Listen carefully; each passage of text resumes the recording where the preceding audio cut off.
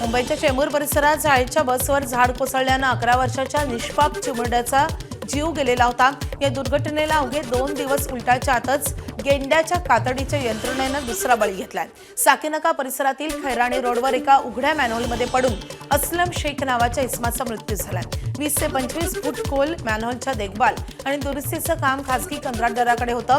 काम सुरू असल्यानं मॅनहोलचं झाकण उघडं होतं। धक्कादायक म्हणजे उघड्या मॅनहोलभोवती बॅरिगेड्सही लावण्यात आले नव्हते आणि त्यामुळे सकाळी 11:15च्या सुमारास रस्त्यावरून जाणारे असलम शेख मॅनहोलमध्ये पडले। असलम शेख हे रोजंदारीवर काम करायचे। कधी एल्फिन्स्टनची चेंगराचेंगरी, कधी एखादं झाड, तर कधी उघडे मॅनहोल, कधी एखादा ओव्हरहेड ब्रिज, तर कधी एखादा खड्डा मुंबईकरांचा जीव घेईल याची शाश्वती सध्या नाहीये। तुम्ही फक्त नियमांचं काटेकोर पालन करायचं आणि वेळेत टॅक्स भरून यंत्रणेच्या तुंबड्या भरायच्या।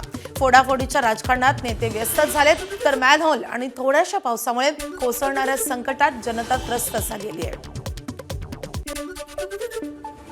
इथे 2 माणसे उभी केली होती आणि ते कदाचित पादचाऱ्यांना सूचना पण देत असतील, परंतु साहजिकच घाईघाईमध्ये चालणारे सगळे पादचारी ती सूचना समजून घेऊ शकत नाही आणि या ठिकाणी दुर्दैवाने ही काळजी न घेतल्यामुळे म्हणजे प्रत्यक्षामध्ये त्या मॅनहोलला जाळी लावून त्याला सुरक्षित करण्याचा प्रयत्न चालू होता, परंतु ते करत असताना काळजी न घेतल्यामुळं उघडलेल्या मॅनहोलमध्ये हे पादचारी त्याच्यामध्ये पडले आणि दुर्दैवाने त्यांचा मृत्यू झाला।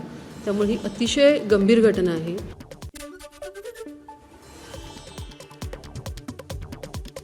नाही, ही बाब खूप गंभीरपणे घेतली आहे आणि त्याच्यामुळं या घटनेची अगदी सविस्तर चौकशी करण्यासाठी मी आमचे अतिरिक्त आयुक्त पश्चिम उपनगर जे एसओ हा विभाग त्यांच्याकडे आहे, त्यांच्या अध्यक्षतेखाली एक कमिटी नेमलेली आहे।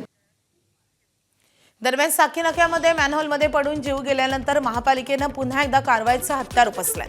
अतिरिक्त महानगरपालिका आयुक्तांच्या अध्यक्षतेखाली उच्चस्तरीय चौकशी समिती स्थापन करण्यात आली आहे। त्यामुळे अशी जीव जातात आणि मग कारवाईचे कागदी घोडे नाचवले जातात, हेच पुन्हा एकदा दिसून येत आहे। दरम्यान आज दुपारी महापालिका आयुक्त अश्विनी भिडे यांची दुपारी 3 वाजता पत्रकार परिषद होणार आहे।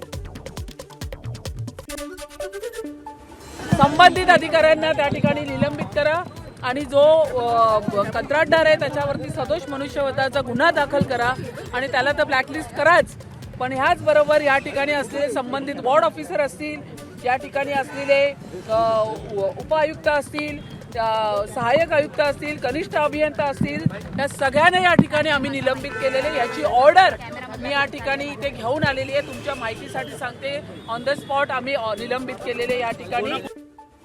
दुर्दैवी ही घटना घडली आणि त्याच्यामध्ये मृत पावलेल्या व्यक्तीच्या कुटुंबाला मी महापौर म्हणून या ठिकाणी 10 लाख रुपये जाहीर करण्यासाठी मी पालिका प्रशासनाला सांगितले।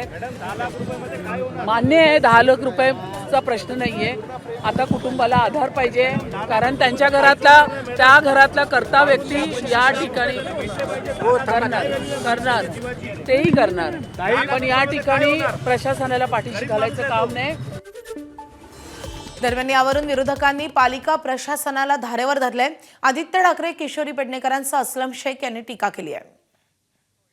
तुम्ही एक तर स्वतः पक्ष बदलता, तुम्ही कॉन्ट्रॅक्टर्सच्या मागे हात धुवून लागता पैसे काढायला, पण जेव्हा काहीतरी घटना घडते, कोणीतरी बिचारा त्याच्यात पडतं, जसं परवा महानगरपालिकेचे कर्मचारी पडले, आज जी व्यक्ती पडली त्याची पण चौकशी करतील। एवढे निर्लज्ज झालेले आहेत की सगळं काही ढकलायचं दुसऱ्यांवर आणि मोकळं होऊन जायचं, हेच त्यांचं चालतं। लोकांची सुरक्षितता वाऱ्यावर लागली आहे। गेल्या 4 वर्षात प्रशासनात होतं, आम्ही कोणीच नव्हतो। लॉकिंग जाळ्या या कॉन्ट्रॅक्टर ज्याला आपण कॉन्ट्रॅक्ट देतो त्यांनी का नाही लावल्या, आणि ज्याच्यावरती वॉर्ड ऑफिसर जरी असले तरी त्यांच्या डिपार्टमेंट वाईज जी लोक आहेत त्यांनी हे का नाही पाहिलं, हे पहिला प्रश्न आहे। ज्या टायमाला महापौर मॅडम दौरा करत होते, त्यांचा अधिकारी त्यांच्यासमोर खड्ड्यात पडला, तरी सुद्धा यांची झोप जात नाही। आज 3 दिवस 3 लोकांचे मृत पावले, एक लहान मुलगा एक गेला, आज तो अन्सारी म्हणून एक गेला, म्हणजे लोकांचा जीव जात आहे आणि आपण फक्त बघत राहायचं, लोकांच्या जीवाशी खेळायचं काम हा सरकार करत। एबीपी माझा, उघडा डोळे बघा नीट।